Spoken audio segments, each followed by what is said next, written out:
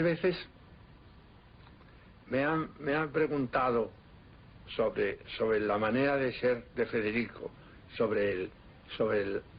cómo era en su persona. Todo el mundo sabe, el universo entero, la categoría de este poeta extraordinario. Esto es un lugar común de todas las culturas, el saber lo que Federico García Lorca representó en las letras del mundo. Pero quizá no se sabe tanto lo que representó su persona misma. Poetas grandes, España ha dado un número considerable, y en el siglo XX uno de los más ricos de la literatura española. No han sido pocos los grandes poetas que han honrado esa literatura. En la primerísima fila, en el primerísimo término, está Lorca. Pero no se sabe tanto que su persona era, en su poesía, interrumpo para decir, en su poesía podía ser por alguien comparado con alguien, con algún poeta de los españoles, porque algún poeta ha habido en el siglo XX de enorme tamaño también. Pero en lo que no era comparable con nadie era en su persona misma. Era el genio de la personalidad. No he conocido a nadie que tuviera el don de la expresión humana viva, de la presencia, como lo tenía aquel extraordinario ser que era Federico. Tenía una seducción, un poder hechicero, una expresividad corporal tan inmensa que era sencillamente irresistible. Era un fenómeno, era la simpatía, llamaríamos, elevada a fenómeno cósmico. Era el máximo de potenciación de la presencia humana. Algunas veces Bueno, buenas tardes amigos, estamos de nuevo acá en este canal en Hora 60, en el programa Puentes de Papel, donde tratamos de hablar un poco sobre todo de poesía. Hasta ahora ya va a haber algunos encuentros que tengan que ver con otros géneros dentro de la literatura, pero por ahora nos estamos dedicando a la poesía. Recién veíamos un video de Vicente Alexandre, donde le preguntan por García Lorca. Vicente Alexandre él es un compañero de generación, de la generación de aquella generación del 27 en España, que bueno, ya el programa anterior lo relacionamos con lo que es con lo que fueron los novísimos, la recuperación de esa voz, de esa estética, trayéndolo de alguna manera al mundo contemporáneo. Y en este caso, precisamente el personaje a tratar hoy es Lorca, pero dentro de una relación con la obra de un poeta argentino contemporáneo. Me gusta intentar, en algunos programas me gustaría intentar establecer, ya tengo alguno preparado sobre un poeta costarricense que es Osvaldo Sauma, contemporáneo también, y Carlos Martínez Rivas, un nicaragüense, y ver cómo estos autores, si se quiere, clásicos, todavía siguen ejerciendo su influencia en distintos autores contemporáneos que pueden traer un poco, pueden trabajar un poco con la voz de estos clásicos, de estos nombres tan importantes para la poesía en general. Lo quiero relacionar entonces con Jorge Bocanera, no solamente por su estética, porque si se quiere, ambos están muy vinculados con el tema de lo onírico, con el tema del trabajo con un símbolo y con un imaginario propio, sino que además de eso también van a tener historias de vida donde se puedan trazar ciertos paralelismos. García Lorca, como saben, y si no se encuentra en cualquier dirección de internet, va a tener dentro de su poesía mucha influencia de los viajes que él va a realizar, sobre todo a Nueva York, de donde sale el libro Poeta en Nueva York, que es como una especie de fundamento o de primera exposición de lo que es el surrealismo español en la poesía. Y Jorge Bocanera también va a tener una larga tradición de viajes, de lo que fue el exilio en la década de 1970. Y esto también se va a ver reflejado en su poesía. Entonces, no solamente tenemos estas características, ¿no es cierto? No solamente en su poesía hay una herencia, sino que también con el tema de los viajes, el tema también de la extranjería, el sentirse extranjero también se va a reflejar de manera distinta, ya vamos a ver. Tengo una pequeña entrevista escrita que le hice a Jorge Bocanera en relación con García Lorca. Y estos paralelismos biográficos también va a despertar en Jorge, que también es periodista y también se desarrolla dentro del campo de la investigación, si se quiere, de la docencia de la poesía, va a tener un interés muy grande por lo que es la obra de Lorca, por lo que son sus viajes. Quiero decir que también va a despertar un interés no solo en lo que es una voz de la poesía, sino que también se va a relacionar o si se quiere, no diría identificar, pero va a tener puntos de conexión que van a despertar cierto interés. Acá tengo como siempre mi machete, mi ayuda. Bueno, también va a tener que ver mucho el interés por lo popular, también por lo que es la cultura popular. Recordemos que Lorca va a ser un autor al mismo tiempo de si bien se destaca especialmente en la poesía, también va a ser un autor de teatro, campos en donde también quizás uno que conoce más poesía lo asocia más a la poesía que a la dramaturgia. Pero en este caso va a tener mucho... Bueno, va a haber estos ciertos paralelismos también en que Jorge Bocanera también tiene alguna dramaturgia escrita, ¿no es cierto? Y también su poesía va a estar muy vinculada con lo que son los personajes. Quiero decir, hay puntos de conexión interesantes que después en esta entrevista que voy a leer y que me gustaría hacer algunas acotaciones, porque me parece que hay ciertas maneras de destacar algunas cosas de la obra de Lorca que vale la pena verlas, y que además, como digo, son autores. Siempre trato de traer autores que se puedan encontrar medianamente fácil en la web para que se pueda profundizar. Sobre todo esto lo hago como un puntapié ¿no es cierto? Bueno, especialmente también va a aparecer lo intercultural dentro de los dos estilos. Jorge va a estar muy relacionado con lo que es México, América Central, con lo que son esos paisajes, con lo que es esa forma de vida de exiliado en la década de los 70. Lorca va a tener una visión desde Nueva York, pero la característica que hay es que siempre van a entrar en diálogo las distintas culturas en la poesía de cada uno. Además de este sentimiento del viaje, además de cierta manera de tratar el lenguaje en la poesía.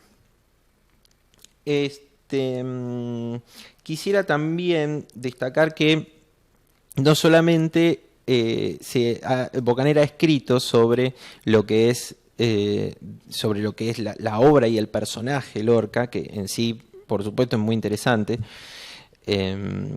sino que también hay algún poema de su último libro que habla sobre este encuentro entre Lorca y Vallejo. Para mí, dos tradiciones de la poesía que van en líneas paralelas, si se quiere, pero que, bueno, marcan el quehacer de las generaciones futuras. Sobre todo yo siempre me gustó relacionar a Lorca con Bocanera, como así a Juan Gelman, que va a ser un gran amigo y una gran influencia de Bocanera durante el tiempo. Me gusta vincularlo con lo que es la poesía de Vallejo. Así que sin más palabras, y a modo de esta pequeña introducción, de estas pequeñas palabras que van a servir para acercarnos a los autores, quisiera hacer este breve corte y ya empezar en lo que sería meternos un poco en el ambiente Lorca. Esta canción también para ver cuán popular fue Lorca. Es muy cantado, es un poeta muy cantado. Bueno, y también Jorge Bocanera también se ha adentrado dentro de lo que es el género canción. Entonces, bueno, seguimos encontrando distintos paralelismos. Así que quisiera en este primer corte, ya para volver después con lo que es esta entrevista escrita a Jorge Bocanera sobre Lorca y cómo se relaciona su poesía y su obra, quisiera primero poner una canción de una cantautora española que es Ana Belén, que precisamente lo que hace es recitar un poema de Lorca, que si no me equivoco, sí, es el pequeño vals vienés, uno de los poemas que aparecen en Poeta en Nueva York. Así que lo vemos y ya volvemos. Bueno, y ahora sí, para no perder más tiempo, quiero leerles esta entrevista que le pude enviar a Jorge sobre Lorca y sobre los distintos aspectos de su obra que se van a relacionar. La primera pregunta es si se acordaba la primera vez que descubrió a Lorca y qué le había sucedido con ello. Y me cuenta que fue uno de los primeros poetas que leí que me impactaron, entre mis profusas y muy desordenadas lecturas, como también Becker, Whitman, Neruda, Pedroni y los poetas del tango, ya que mi padre coleccionaba los cancioneros, Canta Claro y El alma que canta. Me impactaron de Lorca, como cualquier chico, imágenes de truculencia, ámbitos nocturnos con sombras al acecho, jinetes recorriendo calles vacías con máscara de plomo derretido. Siempre pensé que este mundo espectral de Lorca se correspondía con sus pesadillas de niño. También me impactó el ritmo de su poesía, su musicalidad. En términos de intuición, imaginación y videncia, pienso que Lorca fue un artista fuera de serie.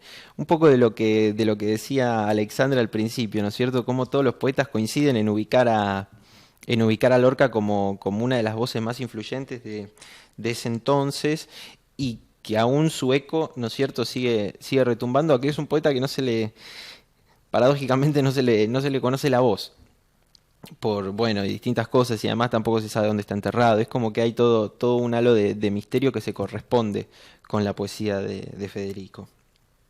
Después le pregunto si tuviera que elegir el aspecto más influyente de esa obra, ¿cuál sería la más importante en relación a lo que ahora se está produciendo? Y lo que me dice es, de plano, su amplia libertad para trabajar poesía, teatro, lo que fuera. Una incentiva sin límites. Las fuerzas retardatarias españolas vieron a su genio, ojo, un creador con conciencia de su tiempo, una gran amenaza. Lo asesinaron la mediocridad social, la religión anclada en un supermercado de infiernos y un militarismo descerebrado. Algo así, sobre todo. Lo que va a chocar mucho con ese régimen, sin duda, de Lorca es la libertad, y una libertad no solamente en el fondo, sino que a mi entender es una libertad que se ve también en hasta cuando trabaja con métrica, en su ritmo se ve la libertad de Lorca, se ve en su manera en una manera de decir amplia, libre de complejos, que no, por supuesto, no excluye el trabajo. Pensemos que Poeta en Nueva York se publica después de que él se muere, y es un libro que, según tengo entendido, todavía lo estaba trabajando. Entonces, esta libertad, si se quiere, era una libertad muy lorquiana, en el sentido que es una libertad muy, muy particular de él, en donde logra lo que el objetivo del poeta, para mí, que es enlazar ritmo, quiero decir, forma y fondo de una manera muy particular y muy personal. Le pregunto qué cree que los viajes que realiza él a Nueva York, Cuba y Buenos Aires aportan a su obra. Y dice que esos viajes van del 29 al 34 por 3 vías: la creación, lo popular y la peripecia social. Por eso se junta con el grupo minorista en Cuba, que luchaba contra el dictador Machado, y con poetas como Neruda y González Tuñón. También se va a juntar acá, cuando viene a Buenos Aires, se va a juntar, además de lo que son más poetas relacionados con lo que es la preocupación social, que sin duda Lorca la tenía, también se va a juntar con Oliverio Girondo y su esposa Nora Lange. Va a tener una relación. El otro día pasaba caminando y vi una placa conmemorativa en un hotel que estaba sobre Avenida de Mayo. El que sepa el nombre me va a querer matar, pero no me acuerdo el nombre, que dice: acá estuvo García Lorca, dio una serie de conferencias. Su paso por Argentina fue muy exitoso y muy recordado por ese entonces. Sigue diciendo Bocanera: cuando realiza esos viajes ya tiene mucha de su obra poética y dramática escrita, salvo los textos de poeta en Nueva York que iba corrigiendo. Quizá en ese libro haya del diálogo que mantuvieron sus textos con textos de Luis Cardoza y Aragón y de Neruda. Ya volveremos sobre Luis Cardoza y Aragón, guatemalteco, que también se relaciona mucho con lo que es esa época de Lorca y con lo que son esos viajes de Lorca, donde está, si se quiere, el kit de la cuestión, o la parte más rica quizás de lo que es Lorca.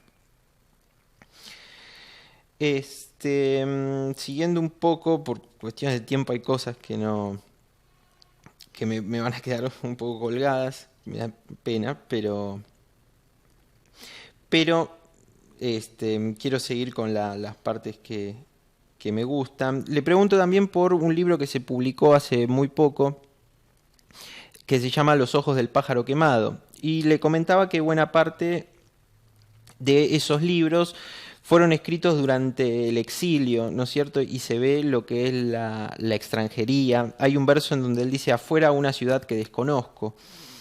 Quiero decir, se ve muy, muy marcado este sentimiento de extranjería, como también se lo ve al Lorca del poeta en Nueva York, que ya vamos a estar leyendo alguno de esos poemas. Y bueno, le preguntaba, ¿no?, por esa sensación de desolación y de aislamiento que vive Lorca, si tenía algo que ver o no. Me dice que ese libro, Los ojos del pájaro quemado, fue el primer libro que escribió en el exilio, y que inició el mismo día que se largó al camino que lo llevó a México en un viaje que duró 6 meses. Dice él: creo que el viaje de Lorca fue diferente, ya que el detonante fue una honda pena de amor. Pero todo alejamiento no buscado de la tierra de uno provoca un sentimiento de desamparo y nostalgia.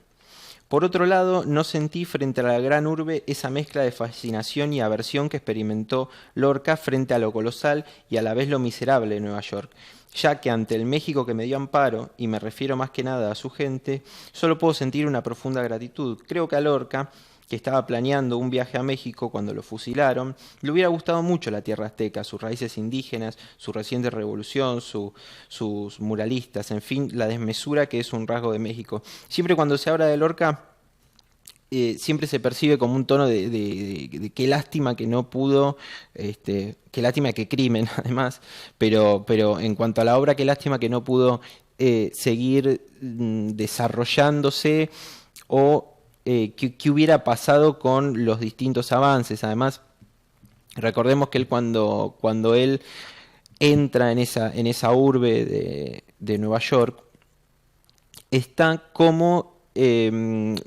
viendo o evaluando, ¿no es cierto?, con lo que es la crisis del 29, con lo que son cambios sociales muy profundos en ese entonces que se estaban gestando en lo que era la organización social, política y económica. Entonces hay como un gran impacto en Lorca que lo lleva a hacer, si se quiere, chocar sus raíces con esa nueva forma de civilización que estaba surgiendo. Esto, lo que les comentaba de Luis Cardoza y Aragón. Le digo que Federico García Lorca conoce a un autor que él lo destaca muchas veces como uno de sus maestros en distintas entrevistas, en distintos diálogos, que es Luis Cardoza y Aragón, que lo conoció a Lorca y que tuvo una relación muy afín con Lorca. Me parece, si no me equivoco, que Luis Cardosa y Aragón era diplomático cuando Lorca está en Nueva York, y por estas aficiones literarias se establece una gran amistad. Entonces, ya que él lo conoció, le pregunto, ¿te sirvió para conocer personalmente a Lorca a través de Luis Cardosa y Aragón? Y me dice, bueno, es cierto que a veces conversamos del tema, sobre todo del libro que escribieron ambos, adaptación de un Génesis para un music hall, que tras la muerte de Lorca, el guatemalteco optó por no publicar y que creo que finalmente se extravió. Una pena. Él dudaba si se había traído copia u originales de ese libro que caracterizaba como grotesco y blasfemo, y que salió de su encuentro en Cuba en 1929. Cardosa estaba subyugado con Lorca, y al español le aconteció algo similar con Cardosa, no es para menos. Dos grandes imaginarios dialogaban e incluso pienso que se influenciaron uno al otro. En el ensayo que escribí sobre Cardosa, Solo venimos a soñar, señalo esto, porque hay algo de toques lorquianos en su libro, Pequeña Sinfonía del Nuevo Mundo, y cosas de guatemalteco en Poeta en Nueva York. Y sí, seguro se me amplió la mirada sobre Lorca escuchando y leyendo a Cardosa, que escribió bastante sobre el granadino. Le pregunto después, otro rasgo común con Lorca es el compromiso con lo popular. Lorca también va a tener en su momento una compañía de teatro a lo largo de Europa, ¿no es cierto? Se va a ir de gira, va a estar por distintas localidades de Europa, y además de eso también se va a involucrar con lo que es el tema étnico de Cuba, las diferencias, las distintas propuestas culturales. Acá va a tener alguna relación con lo que es el tango. Entonces le pregunto, Bocanera también, su poesía va por lo popular, como dije, es una persona que se dedica también al tema de la canción, también tiene que ver con lo tanguero.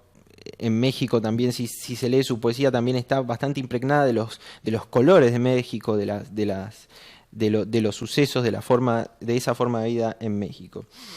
Entonces él me contesta, el tema de lo popular es un tema de piel, preguntándole sobre este sentir y cómo se relacionaba lo de la poesía. Dice, no se aprende en la universidad, no está en los libros y Lorca lo tiene. Pasa entre la gente con ese don, camina la vida de ese modo. Entre el blues de Harlem, esto es una referencia a lo que es un poema de él que se llama,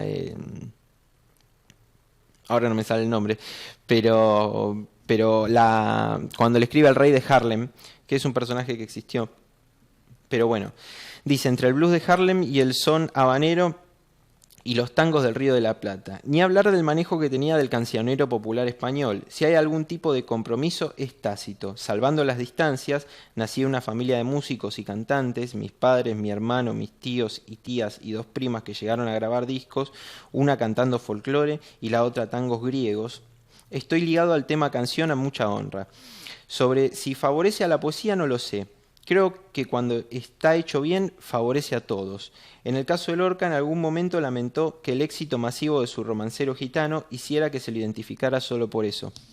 Es un poeta, Lorca, que va a trabajar mucho con, si no me equivoco, su primer libro y Poeta en Nueva York son los únicos dos libros en donde él va a trabajar un poco, no, completamente, con lo que es el verso libre. Después, sus libros, tanto los poemas del amor oscuro, que se descubren en la década de los 80, como Diván del Tamarit, como Romancero Gitano, van a estar muy, muy influidos por lo que es la métrica, por lo que es la rima, sin perder esa libertad lorquiana a la que me refería, pero esto también va a hacer que se acerque a lo popular, ¿no es cierto? Por lo que es la rima, por lo que es la música, por todas estas cuestiones. Después, ya metiéndome un poco más en la parte de compromiso de Lorca, si se quiere, le digo, uno de los versos de Lorca dice: yo denuncio a la mitad que ignora a la otra mitad, un poema que se llama Nueva York, de Poeta en Nueva York. Le pregunto si considera que hoy en este contexto ese verso mantiene su vigencia. Y Bocanera me responde: la actualidad de Lorca está en toda su obra, y como en todo gran poeta, su obra seguirá proyectándose más allá del tiempo. Esas líneas que mencionás ratifican lo que muchos pretenden ignorar del granadino. Es verdad esto, a veces en las biografías no aparece mucho el Lorca comprometido políticamente. Su postura política indeclinable, su lucidez para con las circunstancias de su tiempo. Era, como Vallejo, un bate por lo que veía venir, por lo que vaticinaba. Y es cierto que él ve, si se quiere, un poco también un poema de Poeta de Nueva York, que es el libro que más nombro porque es el que de alguna manera es el que más me gusta. Él escribe un poema que se llama La balada de la Gran Guerra, en donde describe un poco el horror. Si uno se pone a ver un poquito, encuentra un poco del horror de lo que va a ser la guerra civil, de la guerra civil española. Él lo escribe, ¿no es cierto?, pensando en la Primera Guerra Mundial. Pero también va a tener, si se quiere, alguna cosa de esa crudeza que después va a suceder en la Guerra Civil Española. Y por último, ya yendo al tema de estilo, la última pregunta que le hago a Jorge es que una de las razones, contando un poco esto, por las que elegí vincularte con Lorca, le digo, no es solo esto del viaje, sino también que son dos formas de hacer poesía muy emparentadas a la fuerza de la imagen, de lo imaginativo. Es decir, ya lo visual no es un recurso más, como cualquier otro, como una metáfora, como lo que sea, sino que el poema mismo se fundamenta desde ahí. Me gustaría si pudieras decirnos cuál es la relación que tenés con la potencia de lo visual a la hora de escribir. Me dice, buena pregunta, aunque no sé si tengo una respuesta. Pienso que hay poetas conceptuales, poetas que trabajan con ideas, premisas, silogismos, argumentaciones. Y hay quienes trabajan con el elemento visual, pero como lo entendían no como lo entendían los ultraístas, que buscan la analogía fácil entre la forma de una chimenea y la de un cigarro, la de un aeroplano y un pájaro, la de una nube y un pañuelo blanco. Tampoco el que describe. Es otra cosa, una especie de caleidoscopio de mente que da estructuras nuevas. Una red de transfiguraciones, formas que irrumpen en mutaciones vertiginosas. Hay poetas, nombres reconocidos como Mario Benedetti, que prescinden de la imagen. Incluso muchos poetas jóvenes que la dejan de lado en su discurso lineal, en la línea narrativa del diario personal, al ras. Pero yo creo que en la imagen reside el corazón de la poesía. También comparto estas menciones que algún momento las he deslizado, ¿no? sobre la poesía joven, como hoy impera de alguna manera un ambiente que tiene que ver esto con la impronta del diario personal, de la cosa llana, de lo anecdótico por lo anecdótico mismo, ¿no es cierto? Y precisamente por eso trato de rescatar poetas que tengan un trabajo con un mundo más propio, con un universo más alternativo, más una creación de un cosmos que permita decir ese sentimiento lírico de una manera que quede en donde el lenguaje cotidiano ya pasa a tomar otra forma, pasa a tomar otro aspecto y se mete en sensaciones que ese lenguaje cotidiano primigenio no llega a poder decir. Ahora quiero leerles un par de poemas, pero como para cerrar la entrevista, les quería mostrar un video de un poema de Jorge Bocanera y después seguiremos con Lorca y viendo cómo se relacionan ambos autores. Huellas. En el sueño soy otro que se parece a mí. En la arena del sueño cruza un tren. La silueta de un viejo va borrando las huellas con un plumero negro.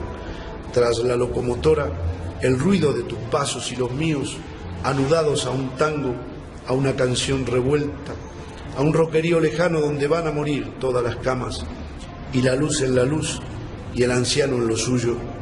En el sueño soy otro que se parece a mí. Este que ves ahora no se parece a nadie. Siempre trato de poner algún video del poeta leyendo sus propios versos porque destaco esa importancia de la musicalidad y además a mí por lo menos, me sirve para ver cómo el autor piensa el ritmo, cómo el autor piensa la música, cómo el autor piensa el concepto poema en sí.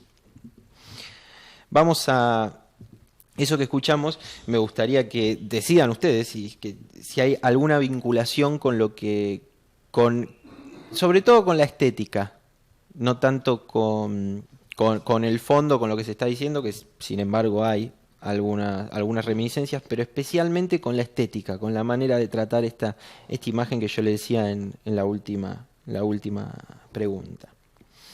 Este poema de Federico García Lorca es de Poeta en Nueva York y se llama La Aurora. Dice: la aurora de Nueva York tiene 4 columnas de cieno y un huracán de negras palomas que chapotean las aguas podridas. La aurora de Nueva York gime por las inmensas escaleras, buscando entre las aristas nardos de angustia dibujada. La aurora llega y nadie la recibe en su boca, porque allí no hay mañana ni esperanza posible. A veces las monedas de enjambre furiosos taladran y devoran abandonados niños. Los primeros que salen comprenden con sus huesos que no habrá paraísos ni amores deshojados. Saben que van al cieno de números y leyes, a los juegos sin arte, a sudores sin fruto. La luz es sepultada por cadenas y ruidos, en impúdico reto de ciencia sin raíces. Por los barrios hay gentes que vacilan insomnes, como recién salidas de un naufragio de sangre. Acá se ve ese desencanto que hablábamos de Lorca por la ciudad, la falta de libertad, ¿no es cierto? La ciudad planificada, ¿no? Estructurada, gris, como que contradice ese sentimiento lorquiano tan lírico, tan libre y tan natural, se podría entender de alguna manera. Y lo quería relacionar porque Jorge Bocanera tiene en uno de sus primeros libros también un poema que habla de este fenómeno de la ciudad, y que se ve, han pasado años entre los dos, pero desde mi punto de vista se sigue viendo cómo la influencia de Lorca en las imágenes sigue funcionando. Este poema se llama Las 6 y lágrima. Justo a las 6, en punto, vendrá a buscarte la ciudad, y esta vez quizá el apuro no te deje ni lavarte los dientes. Te busca día a día, con sus codos mojados, sus ojeras de niebla, sus manos temblorosas diciéndote devoro, para un golpe en la nuca de oficina, para oxidarte todos los costados y arrollarte con su tren de piedra. Te busca la ciudad con sus alcantarillas espías, sus torres de tic-tac echando humo, su tristeza mordiéndote la lengua. En el viaje, colgado de tu saco, pensás en unas manos, simplemente unos dedos, que te roben los lápices, te acaricien el pelo y maten el reloj 6:05. ¿No es cierto? También, si bien son dos formas distintas de tratar a la ciudad, se sigue viendo el paisaje urbano, pero ya vemos los primeros trazos de la herencia de Lorca, los codos mojados, ¿no es cierto?, las ojeras de niebla, el golpe en la nuca de oficina, ¿no es cierto?, de nuevo este tratamiento que se le da a lo que se puede llegar a relacionar con la ciudad. Más adelante, hablando del tema del exilio, hay un poema de Jorge Bocanera, que es con el que quiero seguir, que también trata un poco el tema de la extranjería desde su experiencia como exiliado en México. Y este poema va a decir: no hay sitio para los elefantes. Ayer los expulsaron de la selva en Sumatra. Mañana alguien les impedirá la entrada al Union Bar. Yo integro esa manada hacia Levon Hitam. Yo sigo a la hembra guía. Cargo con la joroba de todas mis valijas sobre las 4 patas del infierno. Llegarán a destino, dijo un diario en Yakarta. Los colmillos embisten telarañas de niebla. Llegarán al destino. Viejas empalizadas que sucumben bajo mareas de carne. Llegarán, dijo el diario. Mas la estampida cruza por suelos pantanosos y mi patria, la mía, es solo esta manada de elefantes que ha extraviado su rumbo. Guarde celosamente la selva impenetrable este ulular de bestias. Tambores y petardos acompañan. Algo de todo el polvo que levantan es mío. Y bueno, como decía, también, además de las imágenes lorquianas, acá noto una diferencia importante. Porque la soledad de Lorca, o ese sentimiento de extranjería, siempre está relacionado con el individuo. El individuo es el que ve. Hay también otro poema en Poeta en Nueva York. Ahora vamos a leer de otro libro, pero en donde se dice que se grita desde el Empire State, ¿no es cierto? Ahí es el individuo quien toma ese lugar, mira y se siente solo. En cambio, en este poema que leímos recién hay una soledad más colectiva. El tema de la manada, el tema del todos juntos, de sentirse así, ¿no? Del asociarse en ese sentimiento. En cambio, Lorca se siente completamente solo y es un ser solitario dentro de ese libro. Y para volver un poco a la estética, a lo que es la estética de Lorca y su relación con este autor, hay un poema de un libro que se llama, si no me equivoco, de Diván del Tamarit, que se compone por distintas gacelas, casidas, que si no me equivoco son formas de composición en los regionales. La verdad tendría que investigar eso, pero bueno, que tiene un poco que ver, me parece a mí, haciendo aún más hincapié con el video que vimos, con estos par de poemas que leímos, con lo que es la obra de Bocanera. La gacela de la huida dice: me he perdido muchas veces por el mar, con el oído lleno de flores recién cortadas, con la lengua llena de amor y de agonía. Muchas veces me he perdido por el mar, como me pierdo en el corazón de algunos niños. No hay noche que al dar un beso no sienta la sonrisa de la gente sin rostro, ni hay nadie que, al tocar un recién nacido, olvide las inmóviles calaveras de caballo. Porque las rosas buscan en la frente un duro paisaje de hueso, y las manos del hombre no tienen más sentido que imitar a las raíces bajo tierra. Como me pierdo en el corazón de algunos niños, me he perdido muchas veces por el mar. Ignorante del agua, voy buscando una suerte de luz que me consuma. Me parece que algo de esta estética, piensen que Bocanera va a escribir muchos años después de esto, pero sin duda me parece que se puede rastrear un poco lo que es la influencia lorquiana.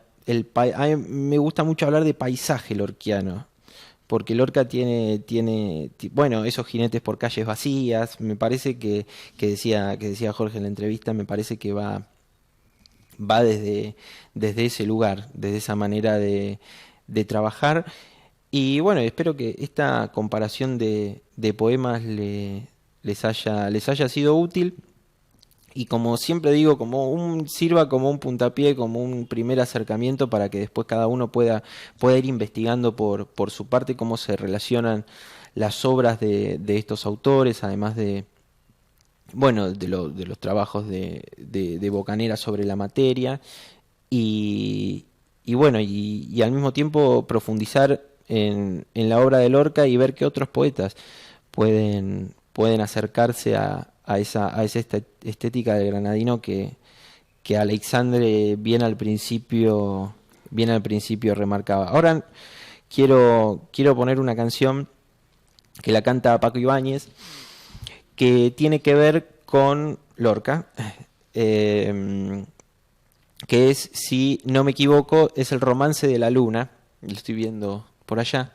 Es el Romance de la Luna, es uno de los poemas que aparecen en el Romancero Gitano, y que por esta cosa de musicalidad, de que tiene su rima, que tiene todo el ritmo que maneja Lorca, se va a poder hacer canción, y es un cantante popular en ese caso haciéndolo él mismo. Así que lo escuchamos y después volvemos en el último bloque. Gracias.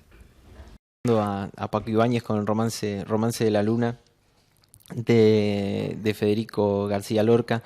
Traté de pasar lo más que pude. Creo que me queda colgado los poemas del Amor Oscuro, que es un libro de él que se descubre que, si no me equivoco, a mediados de los 80. Ese es el único, bueno, y su primer libro, Impresiones y Paisajes, que también me quedó colgado, pero los tres hitos importantes, en realidad los dos más importantes, son los que más se conocen, son Poeta en Nueva York y El Romancero Gitano, pero también me pareció interesante mostrar un poco de Diván del Tamarit, sobre todo también por el autor con el que lo relacionamos. Si bien Bocanera, desde mi manera de verlo, como autor va a tener bastante que ver con esa libertad lorquiana, pero también con el tema de los paisajes, sí. Pero especialmente me parece, ¿no?, que su estética se va a ver muy bien trazado, que se va a estar emparentando más con lo que es el Diván del Tamarit. Entonces este último poema quise como combinar ritmo y fondo, ¿no es cierto?, en cuanto a la extranjería, a los viajes, etcétera, y lo que es el tema estético, el tema de la imagen y de todo lo que va cruzando los distintos imaginarios. Vamos a tratar de hacer así. Va a haber algunos programas en donde trataremos de ver no solo movimientos, como vimos la edición pasada, como vimos, si no me equivoco, la primera. El otro de los poetas jóvenes fue más que nada una presentación de Miroslava Rosales, Vladimir Amaya y Elena Medel. Pero a veces vamos a tratar de hacer entrevistas también, y esto de cómo a mí es un interés personal, pero que me parece que puede llegar a interesarle a quien trabaje con las letras, y que también sirve para hacer el propio trabajo en distintas áreas de otras artes, ¿no? De cómo es que un autor anterior puede ser, no diría adaptado, pero sí que esa sensibilidad puede transportarse a lo largo del tiempo, y dentro de las distintas épocas ver cómo las preocupaciones se van manteniendo, y cómo va variando según el contexto la manera de tratar entre uno y otro. Así que hasta acá llegamos por hora 60 en Puente de Papel. Los invito, por supuesto, a buscar y a leer estas dos poéticas muy bellas, como me cansé de repetir ya, muy emparentadas entre sí, pero además con interesantes vidas, ambas, en donde se ve esta influencia de lo vivido, se ve a través de los versos de cada uno, tratados desde un mismo imaginario. Así que me despido, no mucho más. Nos vemos el miércoles que viene, de 2:30 a 3:30. Y bueno, los invito a seguir leyendo a Lorca, a seguir escuchando sus canciones musicalizadas, y también a buscar un poco de Jorge Bocanera. Gracias.